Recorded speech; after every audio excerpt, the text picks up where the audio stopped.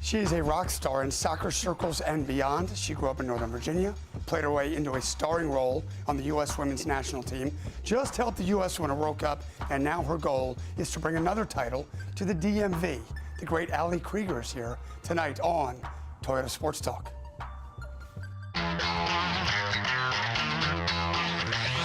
Live from News Channel 8, this is Toyota Sports Talk. Good evening, and thank you so much for being a part of Toyota Sports Talk. Our very special guest tonight is a hometown girl turned American sports hero. Ali Krieger was born in Alexandria.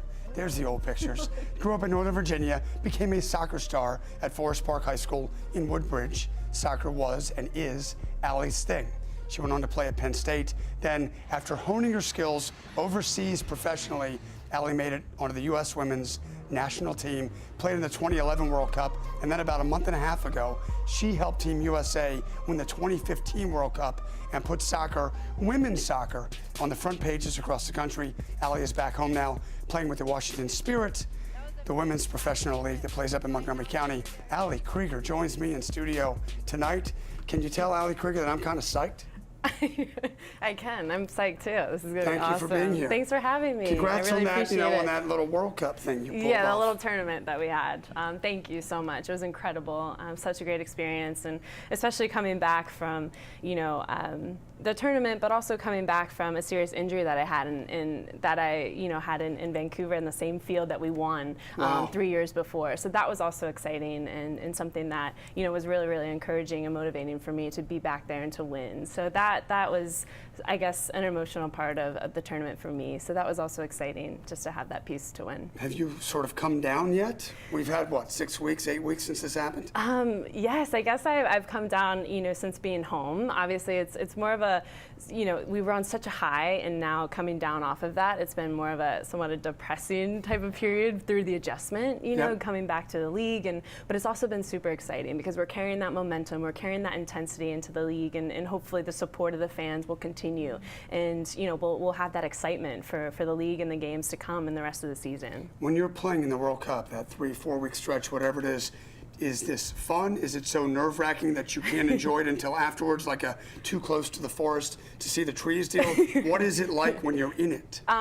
Incredible. I mean, this is the moment that you train your entire life for. This is, the pinnacle of our sport. This is the best tournament in the world for our sport, and you want to play against the best teams and be challenged against the best players in the world. And this is so exciting to be a part of a tournament like that and to be a part of a team, so successful. And this is why we play. This is what excites me. This is what motivates me and inspires me to play at this level, is to be a part of this team, be a part of, this tournament with these players. It's incredible, and to win was just an unbelievable feeling, very, very rewarding, and somewhat of a relief because of all the hard work we've put into it. Could you feel all of us, this country, pulling for you? Or when you're in your sort of cocoon, getting off buses and training and going to a game and getting back to the locker room, are you sort of insulated, or could you feel what it felt like on the outside? We could feel bits and pieces. I don't think, we tried to focus too much on what was going on the outside, because we did need to stay in our bubble, and we did need to focus on not only ourselves individually performing well at our best, but also as a team and as a group, and kind of make sure that our focus was all 100% in the team atmosphere. Because, if you start looking at all the outside aspects and things, people talking negatively or even positively, I mean, we really had to just focus on the team and focus on our little bubble and keep everything inside. And along with the travel and going to every single city basically in Canada, all of it was just a lot for us in general. So I think we just had to keep that team bubble secure and make sure that we took care of business. But we did see the impact that our fans from home and obviously our family were all there supporting us. So we felt that, looking up into the stands and seeing them. So obviously we knew that there was so much support we would see on social media consistently every single day. So yeah, it was wonderful, and we felt that, which motivated us even more to want to be successful. What you just said about staying focused, and it was sort of coach speak. Are you one of the players on that team that would say that to the rest of the girls, or are you vocal in that way, leading? Yes, I try to be. I'm now one of the veterans on the team, on the national team, and one of the older players, and so I try and just be a good example, vocally and just by performance, and be consistent. And I never get complacent, and I think that's something very important. And maybe that the younger girls, they obviously look up to me, I think, in that way. And I just try and just play my role and be the person I am and the player that I am, and work really hard, because that's the only thing I can really control is my attitude and my work ethic. Where did the post-celebration take you? Like, I mean, every time I looked on television, There's the women's world national team again. Yeah. Where did you go? What was this like? Where did we not go? Exactly. Is the question. We first flew to LA Live in LA, and we had the pep rally there, and obviously you're looking at the parade right now. Then we ended up flying to New York, and we were honored at the ticker tape parade. I mean, we were the first female team to ever be honored in this parade, and we were thrilled to be there. It was so exciting. I mean, we couldn't stop smiling after the entire event. There was confetti. I mean, it just was amazing. There was, like, honestly, 1 million people there down the streets. I mean, in the buildings, throwing paper, just cheering, screaming our names. We then ended up flying back to LA and we went to the ESPYs, and we won the best team this award. Was exhausting. I mean, it was it was nonstop, but I mean, it was an exciting, incredible experience, because this doesn't happen every day, and we understand that, and we kind of just wanted to soak it all in and enjoy it, and that's what we all did, and we just rode the wave, and we still are, actually, and we want to continue that momentum and be noticed, because that's what this is all about, and we want to get women's football on the map, and that's really important for us and for our sport. So you come back, and now you're back with your team, local team, the Washington Spirit. They play out of Montgomery County. Yes. And as exhausting as that was, you're still playing. Yes, we are. What was it like to come back, and the reception from the fans, et cetera? It's been incredible, because you want women's football to continue to succeed, and you want to put it on this amazing platform, which we have that now, this platform and this foundation to really keep women's football moving forward. And it's important that we still get the fans, we get the community. For me to be here in my hometown and to play and bring sort of that intensity and momentum and excitement from the tournament back here into the league, and just get people to notice that we do have a team here, a women's professional team, and that soccer is fun to watch, and that women's football is important, and it's enjoyable, and the quality is very good, and we just need the fans to continue that support, and we need the media to still be involved, and to let the community know that it is still alive, and that we're there, and we have a league, and just to enjoy it and be a part of it, be a part of this community, and that we've hopefully created, and hopefully it'll continue on and grow for future and for the future generations of women's football to come. You mentioned you're one of the older, in quotes, players on the team. In 1999, you were just a little girl, I imagine. I was. When the 99ers 11 years old. won it and got women's soccer on the map then, and a league was formed. And me and him played in the league. The Freedom was here in town. And then it went away, and it seems to ebb and flow, women's soccer with the World Cup. What should people know about your product, about the Spirit, so that a year from now, 2 years from now, we're not weaning again. We don't need to wait for the next Women's World Cup to get the interest back. Correct. It shouldn't just be every 4 years. This is every single year we have a league. We have our national team games. I mean, fans should still be involved and still come to the national team games, still come to the NWSL games, go and support our teams, and really be a part of this community, this football country. And I think that it's really turned into a really good direction right now to grow and to develop, and I really think that winning the World Cup has given us this voice and this platform to do so and to continue that, and people are so attracted to it. I mean, the final was the most watched U.S. soccer game in U.S. history, both men and women, and I think that just goes to show you how many people are interested in it and support soccer in general, and I think it can only get better from here, and we need to realize that, and the fans and supporters, I think, just come out and watch quality soccer. You're playing tomorrow night. We are, And you're out- up in you're out now at Germantown. It's a 9:09. bit of a hike up, 270, but it's worth it because the atmosphere in our stadium is very, very intimate. It's fun, a family atmosphere. So just bring your families, bring your friends, and come enjoy quality soccer and watch us be successful and carry this tradition on and let's grow women's football. We will talk more about the spirit later in the show. Up next, one of the two of us up here was brave enough to take our clothes off in front of a bunch of cameras, and shockingly, it was not me. Who is that? Oh, wait. It was her.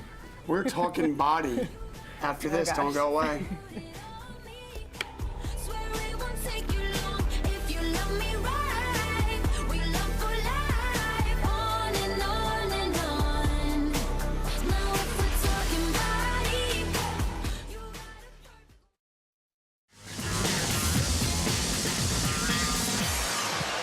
And she does! And the USA! When Allie Krieger made the death-defying shot that clinched the victory over Brazil, her former travel soccer teammates back home in Prince William County, the kids wearing the now famous number 11 jerseys, were all watching.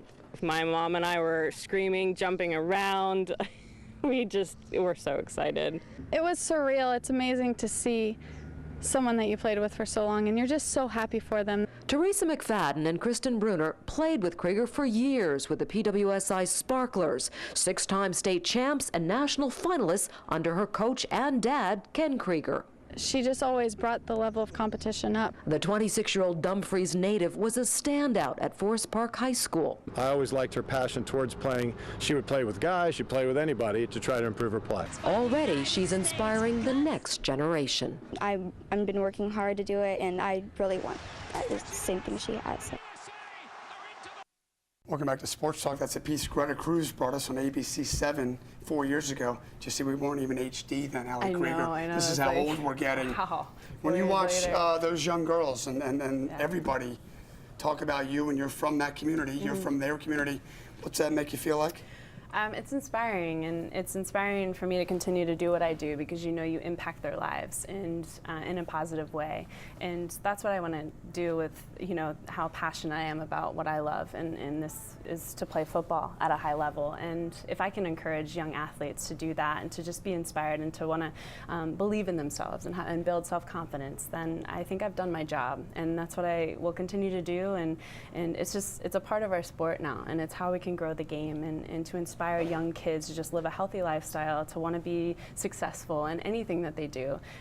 That's really positive and really, really fun for me to have that type of impact on young athletes. In that piece, there was a shot of adorable 2 babies with Krieger number 11 jerseys on. We might have the video. When you see kids or babies or women or anybody wearing your 11. I paid them to do that. Oh, did you pay them? Yeah, I did.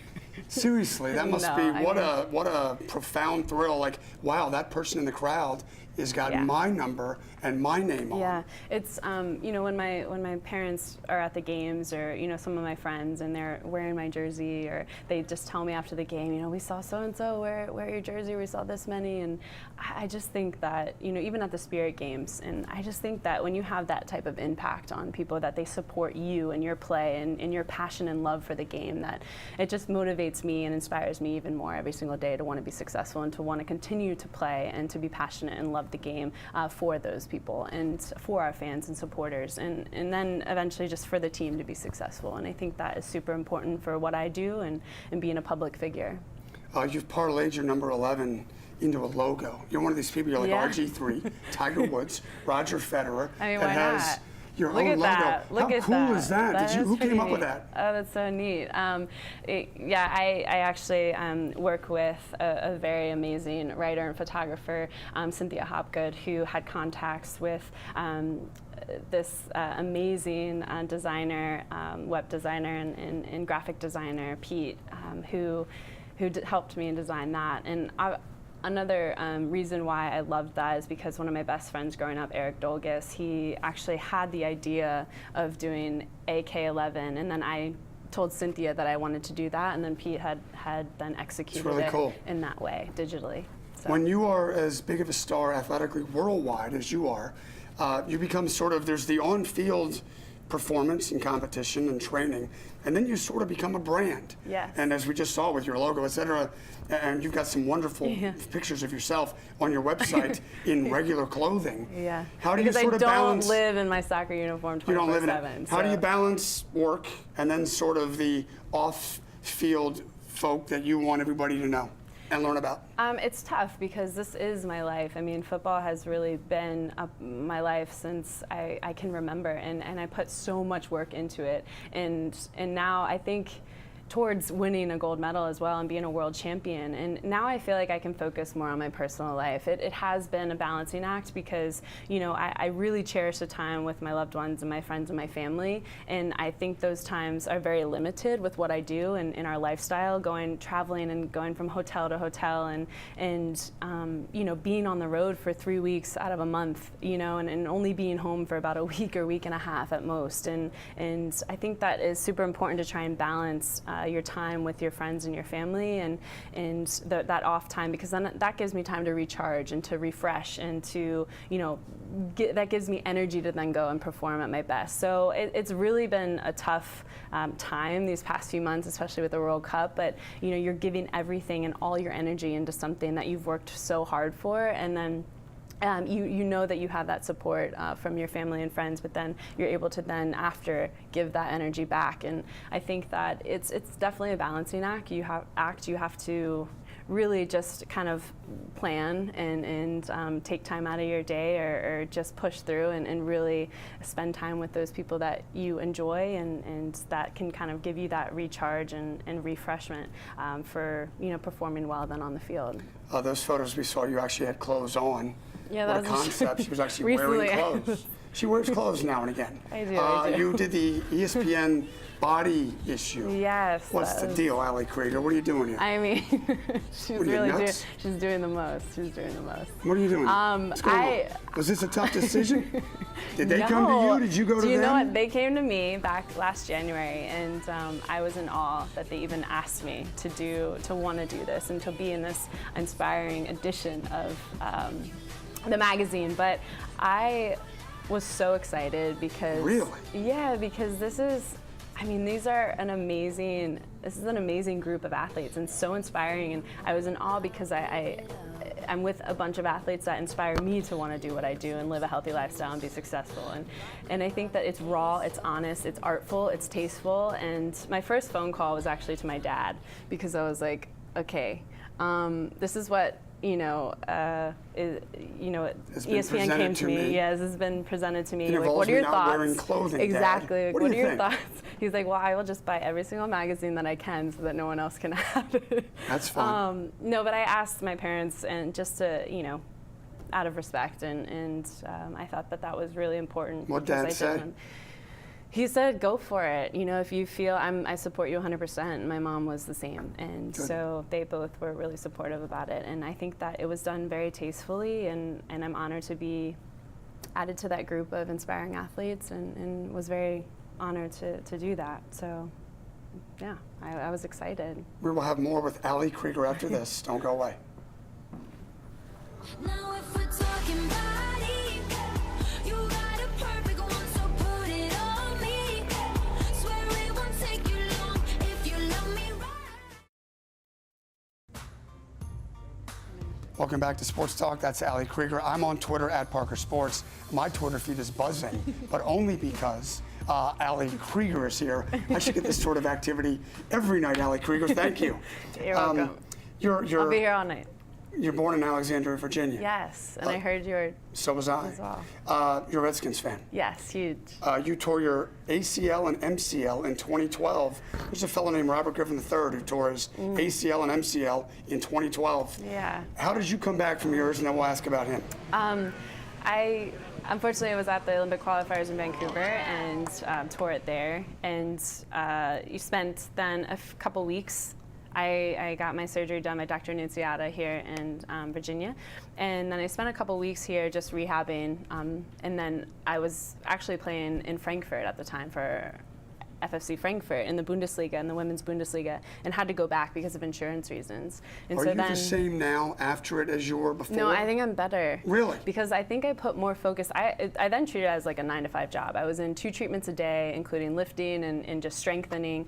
And I think that helped me in the long run because I was so focused on the little details and getting back 100%, that all my footwork, all my agility, all my speed, and all in my mobility. And I think that focusing on that just made me a better player in general because I never did that before. We have like 30 seconds left in this segment. RG3, you've done it. Yeah. Football, American football is not international football. No. You confident he can be what he was? Absolutely. He's such a professional and an elite athlete and an amazing quarterback and a leader for this team. I mean, there's no doubt in my mind that he will come back and you know, be amazing as he always is.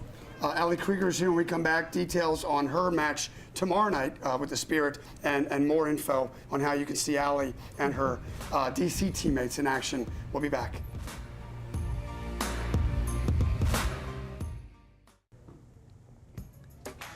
Ali Krieger and the Spirit are in action at home tomorrow night. There you see the upcoming schedule. 2 remaining home matches. Go out and support Ali and the women. Ali Krieger, thank you so much for being here. Thank you for having me. It's been so much fun. How long do you do this? Will you be in the next World Cup in 4 years? Oh, I thought you meant the sports talk, but Or that, yeah. either one. Yes, I hope to be. I'm going to take it year by year now. Obviously, I want to try for the Olympics because last one I missed due to injury, but and I think I would regret it if I didn't. So I think another, you know, focus on that one tournament at a time, 1 year at a time, and you know, I'm not going to make any promises, but I hope to play, yeah, forever. First things first, tomorrow night a match. Yes. With the Spirit. Yes. Thank you, Ali. Thank you so All much. the best to you. Come out and watch us play. Definitely. I'm Alex Parker. I'll see you tomorrow night right here at 9 o'clock for Toyota Sports Talk. Have a great night.